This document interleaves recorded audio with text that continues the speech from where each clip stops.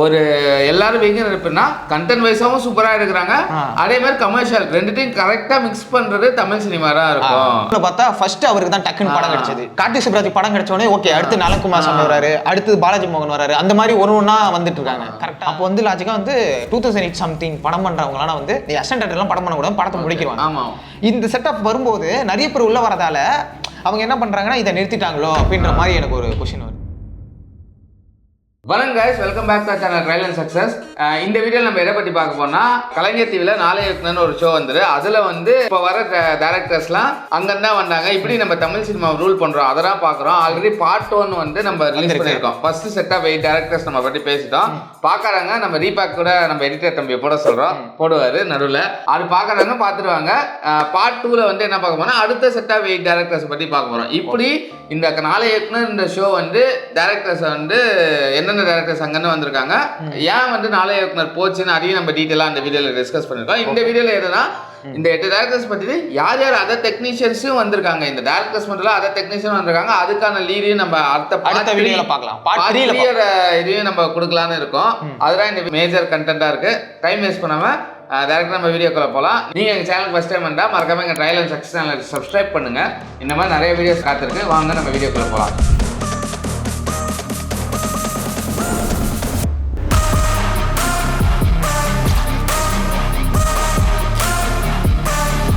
Okay, இந்த video start பண்ணும்போது ஒரு பேங்கரோட ஆரம்பிக்கணும் அப்படின்னு ஒரு கரண்ட் சென்சேஷன் டேரக்டர்லாம் சொல்ல முடியும். யாருன்னா அவரு நான் வந்து ஃபீல் பண்ணிட்டேன். நான் போன வருஷம் அவருக்கு ஒரு வீடியோ பண்ணும்போது என்னடா இந்த டேரக்டர் எதுவுமே பண்ணலன்னு, தலைவன் கரெக்டாக ஒரு படம் கொடுத்தான், எல்லாரும் பேச ஆரம்பிச்சிட்டாங்க. இந்தியா ஃபுல்லாக இல்லை, வேர்ல்டு ஃபுல்லாக, உலகம் ஃபுல்லாக பேசின ஒரு டேரக்டர் யாருன்னா நம்ம நித்யன் சாமிநாதன், நம்ம மகாராஜா டேரக்டர். எங்களுக்குலாம் மகாராஜாலேருந்து தான் ஃபேனு, எங்களாலாம் ஷார்ட் ஃபிலிம்லேருந்தே அவருக்கு ஃபேனு, அப்போதான் சொல்ல முடியும். ஒரு பயங்கரமான ஒரு டேரக்டர் தான். இப்போ மகாராஜா எடுத்து உலகம் ஃபுல்லாக ஃபேமஸ் ஆகிடுது. நெட்ஃப்ளிக்ஸில் போன வருஷத்துல அதிக ஸ்ட்ரீம்டான இந்தியன் ஃபிலிம்ல அதுதான். அந்த மாதிரி இருக்கும்போது சைனால அவ்வளோ கலெக்ஷன் அப்படி வந்து ஒரு கண்டென்ட் எடுத்து பண்ணியிருக்காரு. ஆனா ஒரு அங்க மட்டும் கண்டென்ட் இல்ல, ஒரு ஷார்ட் ஃபிலிம்லயே ஒரு வித்தியாசமான ஒரு ஆள் தான். அவர் வந்து எந்த சீசன்ல இருந்தாருன்னா சீசன் 3ல இருந்தாரு. சீசன் 3யோட ஃபைனல்ஸ் கிடையாது, வின்னர் அவர் தான். ஆக்சுவலா இதனால தான் மடன் அஸ்வின் ஜெயிக்க முடியல. அது ஒரு பாயிண்ட் இருக்கு.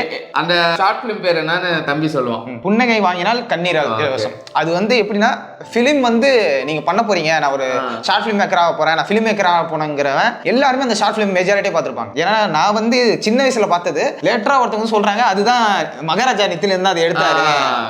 ஏன்னா நம்ம பிக் பாஸ்ல கூட கமல் ஒரு தடவை சொல்லியிருப்பாரு, இந்த படம் போய் பாருங்க, இந்த படம் போய் பாருங்க. அவர் அப்பயுமே அதை மென்ஷன் பண்ணிருந்தாரு. ஒரு ஷார்ட் ஃபிலிம் வந்து நான் பார்த்து ஆச்சரியப்பட்டேன், இந்த ஷார்ட் ஃபிலிம் தான், இந்த ஷார்ட் ஃபிலிம் தான் அது. ஆக்சுவலா கமல் வந்து ஜூரியா இருந்தாரு அந்த இதுல, கரெக்டா? அதுல அவர் பார்த்தா அதுக்கப்புறம் அவர் வந்து நிறைய இடத்துல மித்திலனை வந்து அந்த டைம்ல வந்து ஃபேமஸ் பண்ணாரு. நான் எனக்குமே ஒரு ஆரகம் இருந்தது, என்ன இந்த மாதிரி ஒரு டேரக்டர் வந்து இன்னும் லைம் லைட்டுக்கு வரலையோ அப்படின்னு இருக்கும்போது அவர் ஃபர்ஸ்ட் படமே ப்ராமிசிங்கா ரீச் கிடைக்கல, குரங்கு பொம்மை.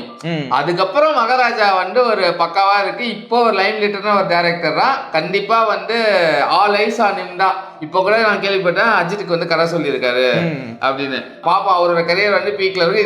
இவருமே அந்த அங்கதான் ஷார்ட் பிலிமோட நாளை இயக்குனர்ல வந்து ஒரு பயங்கரமான ஒரு கண்டஸ்டன் தான் சொல்லுவோம். நாளை இயக்குனர் கொடுத்த ஒரு பொக்கிஷன் சொல்லலாம். இவரும் ஒருத்தர்.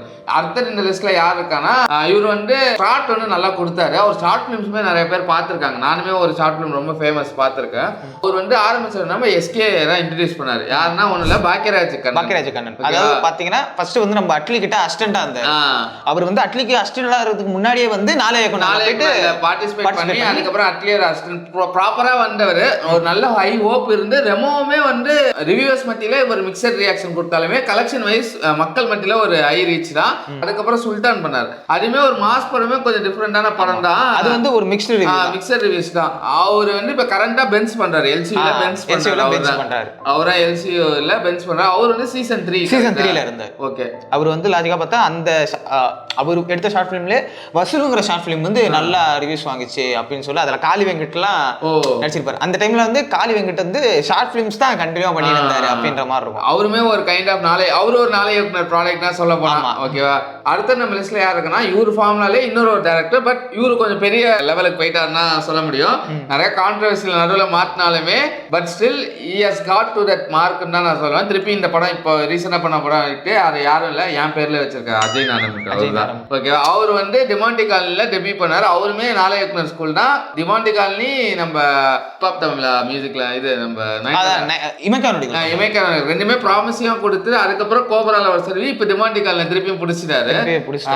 அவருமே அந்த இதுல தான் வந்தாரு. அவர் பார்த்தா நான் சர்ச் பண்ணி பார்க்கும்போது தான் தெரியுது அவர் சீசன் 1ல கார்த்திக் சுப்ராஜ் கூடயே இருந்த ஆளு. அவரும் ஒரு ஃபைனலிஸ்ட். அவரும் ஒரு ஃபைனலிஸ்ட் சீசன் 1ல. அதுக்கப்புறம் ஏஆர் முருகதாஸ் கிட்ட அதான் அங்க முடிச்சிட்டு நேரா வந்து ஏஆர் முருகதாஸ் கிட்ட அசிஸ்டன்ட் 7ஆம் அறிவு துப்பாக்கி இந்த ரெண்டுத்துலயுமே அசிஸ்டன்ட் டைரக்டரா இருந்தாரு. நம்மளுக்கு பார்த்தா அவர் ஏஆர் அசிஸ்டன்ட், அதனால அவர் நல்ல படம் பண்றாருன்னு இருக்கும். எனக்கு அவர் ஷார்ட் ஃபிலிம்ஸ்ல இருந்து நல்லா தான் அவர்கிட்ட ஒன்று இருந்திருக்கு. 9 பேட்ச் அவர் ஆக்சுவலா 2009 பேட்ச். அதுக்கப்புறம் அதை பார்த்து 7ஆம் அறிவு 2 தரமான படம் பண்ணிட்டு இப்பயுமே நல்லா இதுல தான் இருக்காரு.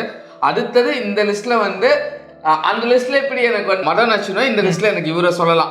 யாருன்னா ராம்குமார் டைரக்டர் நான் சொல்லுவேன். ஆக்சுவலா 2 பேரும் எனக்கு ரொம்ப ஃபேவரட். நிதிலன் சொல்லிட்டேன், நிதிலன் அதெல்லாம் ரொம்ப காலமா சொல்றாரு. ராம்குமாருமே ரொம்ப ஃபேமஸான டைரக்டர். ஒரு வருத்தம் இருக்கு, அவர் மாதிரி ஒரு டைரக்டர் ஏன் வந்து ஹீரோஸ் வந்து அக்செப்ட் பண்ணிக்க மாட்டாங்க ஸ்கிரிப்ட்ல அப்படின்னு ஒரு இது இருக்கு. ஆக்சுவலா அவர் வந்து எந்த சீசன் 2ல சீசன் 2ல பண்ணாரு. நிறைய ஷார்ட் ஃபிலிம்ஸ் வேரிங்கா ஜானர்ஸ் வந்து ட்ரை பண்ண ஒரு one of the filmmakers. எல்லாமே யூடியூப்ல இருக்கு, கண்டிப்பா போய் பாருங்க.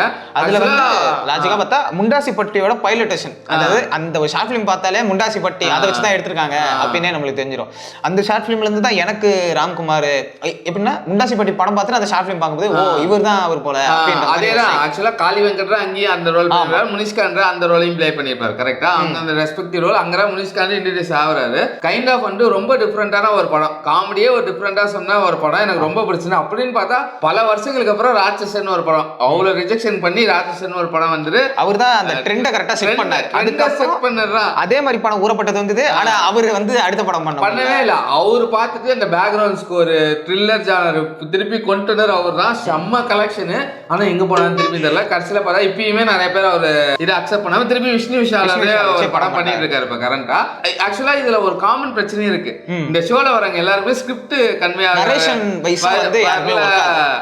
கார்த்திக் சுப்ராஜுக்குமே நரேஷன் ஒர்க் அவுட் ஆகல, இவருக்குமே இதே பிரச்சனை தான், நம்ம ஸ்ரீ கணேஷ்க்கு இதே பிரச்சனை தான் அப்படின்னு வரப்போ அதான் பிரச்சனை. இந்த அருண்குமாருக்கு அந்த ப்ராப்ளம்.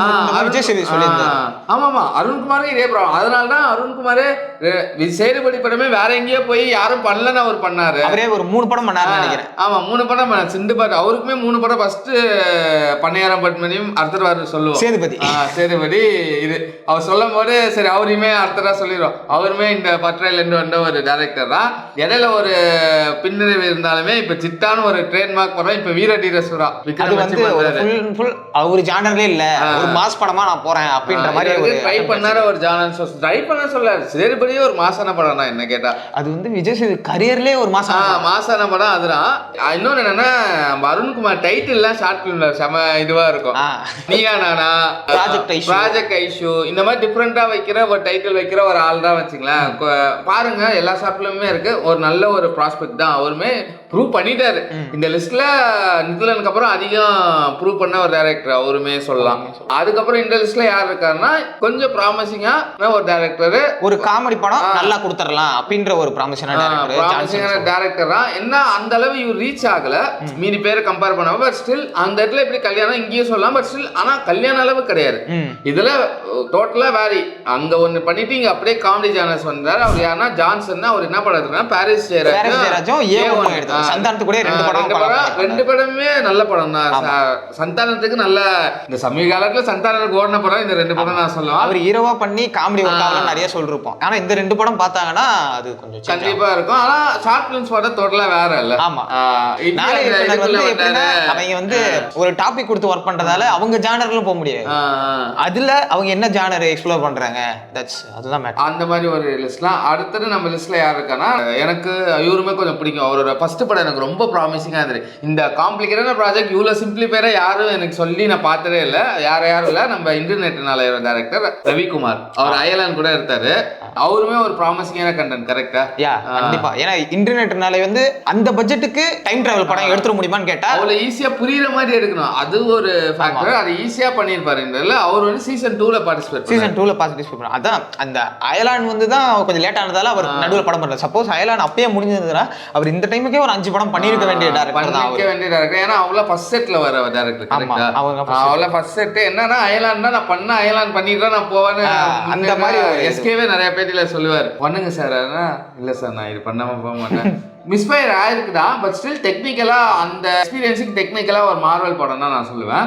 அப்புறம் இந்த ஓவரால் லிஸ்ட்லயே கடைசியா ஒரு டேரக்டர் பத்தி பேச போறோம். இதுதான் வந்து கண்டே பிடிக்க முடியல, இவர் எப்படி வந்து நாளைய கொண்டர் வந்தாரு அப்படின்ற மாதிரி ஒரு ஃபர்ஸ்டே வந்து எலிமினேட் ஆயிட்டாருல சீக்கிரமா. அவர் வந்து ஒரு ஷார்ட் ஃபிலிம் தான் வந்து நாளைய கொண்டர்ல இருந்தது. ஓகே, அவர் சீக்கிரமா எலிமினேட் ஆயிரு, வேற ஒன்றும் இல்லை. ஆனா பட் ஸ்டில் இப்போ நல்ல பேரு லோகேஷோட நிறைய டைப்ல இருக்கிற ஒரு டேரக்டர் வேற யாரும் இல்லை, நம்ம உரியடி விஜயகுமார். ஃபர்ஸ்ட் படமே நெட்டி உரியடி டைட்டில் மாதிரியே உரியடியே ஒரு படம், நெத்தியடி மாதிரி ஒரு படம் கொடுத்தாரு. அவருமே சர்ப்ரைசிங்கா இந்த நாளைய நல்லன்னு வந்த ஒரு ஆள் தான். இவங்க அளவு கடைசி வரைக்கும் போல, but still he has become a great தான். ஓகேவா? டயலாக் ரைட்டர் நிறைய, நம்ம சூரியரே போட்டுலாம் அவர் தான் டயலாக் ரைட்டர். சூரியரே போட்டுருக்கு அவர் டயலாக் ரைட்டர். அவர் எடுத்த படமே மார்க் பண்ணி வைக்கிற ரேஞ்சுக்கு தான் ஏது. ஒரு இப்ப இத்தனை உரியடினா இப்பயே வந்த படம், ஆனா இப்போ வரைக்குமே ஒரு 4 படம் தான் அவர் பேர் இருக்க படமே மொத்தமாவே லைக் இஸ் கெட்டிங் டைம் வந்து எடுத்துக்கிறார். பட் ஸ்டில் வந்து பார்க்கலாம். கலைஞர் டிவியில நாளைய அப்போ ஒரு ஐ டொனேஷன் கான்செப்ட் பேஸ் பண்ணி ஒரு படம் எடுத்திருந்தாரு, எவன்லி ஃபன்னு. அதுவுமே ஒரு நல்ல படம். டைம் கிடைச்சா போய் பாருங்க, யூடியூப்ல அவைலபிளா இருக்கு. இதுதான் எங்களோட லிஸ்ட். கரெக்டா? இது வந்து மொத்தம் 16 டைரக்டர்ஸ் பார்த்துருக்கோம். இவங்க மட்டும் இல்ல, இதோட நிறைய டைரக்டர்ஸ் இருக்காங்களா.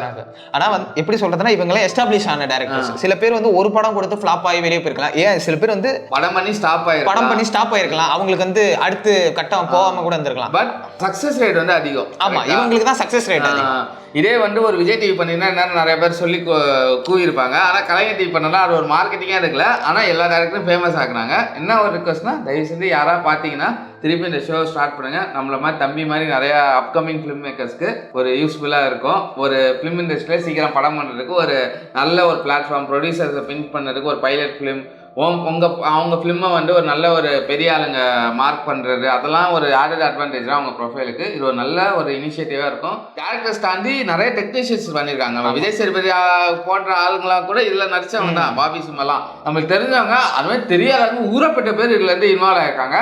நம்ம படம் சொல்லும் போதே தம்பி சொல்லியிருப்போம், அசோக் செல்வன்லாம் நடிச்சிருக்காரு, காளி வெங்கட் அதெல்லாம் நடிச்சிருக்காங்க. இந்த மாதிரி நிறைய டெக்னீஷியன் பண்ணியிருக்காங்க. அவங்கள பற்றி வந்து ஒரு பார்ட் 3 பண்ணலான்னு ஒரு ஐடியா இருக்கும். அதுக்கு நீங்கள் எங்கள் சேனலில் மறக்காமல் சப்ஸ்கிரைப் பண்ணுங்கள். நீங்கள் எங்கள் கண்டென்ட்லாம் ரொம்ப பிடிச்சின்னா மறக்காமல் எங்கள் கண்டென்ட்லாம் லைக் பண்ணுங்கள், ஷேர் பண்ணுங்கள் உங்கள் ஃப்ரெண்ட்ஸ் சர்க்கிளில். அதே மாதிரி கமெண்ட் பண்ணுங்கள். நீங்கள் ஏதாவது டேரக்டரை விட்டீங்க ப்ரோ அப்படின்னு சொன்னீங்கனாலும் கமெண்ட் பண்ணுங்கள். இல்லை உங்கள் வியூஸையும் கமெண்ட் செக்ஷனில் கமெண்ட் பண்ணுங்கள். அடுத்த வீடியோஸில் பார்க்குற வரைக்கும் பாய்.